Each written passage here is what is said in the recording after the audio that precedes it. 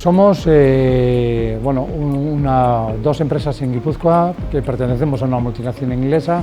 Estamos facturando 166 millones de euros al año y lo que fabricamos son transmisiones para vehículos, que poco más o menos en torno a 3 millones de vehículos llevan un componente fabricado en Zumaia y Legazpia de los 90 millones de coches que se fabrican en todo el mundo. A mí me gustaría distinguir el talento en dos vertientes.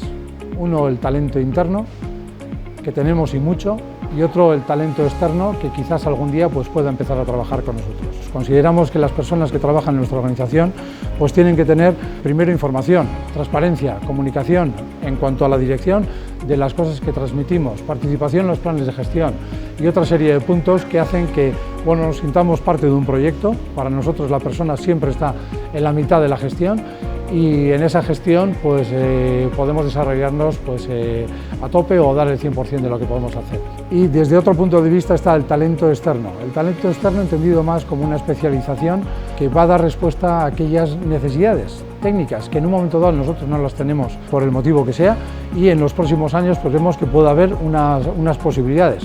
Las fábricas, como es el ejemplo nuestro, no solo están hechas para ganar dinero, tenemos una responsabilidad con lo que es el propio entorno. En nuestro caso concreto, llevamos muchos años trabajando en distintos proyectos, como ha podido ser el tema de Nagusilán o Aspanogi, o respecto al tema de Flix. Y hoy también tenemos algún tema vinculado a Malenechea y en el que seguimos trabajando.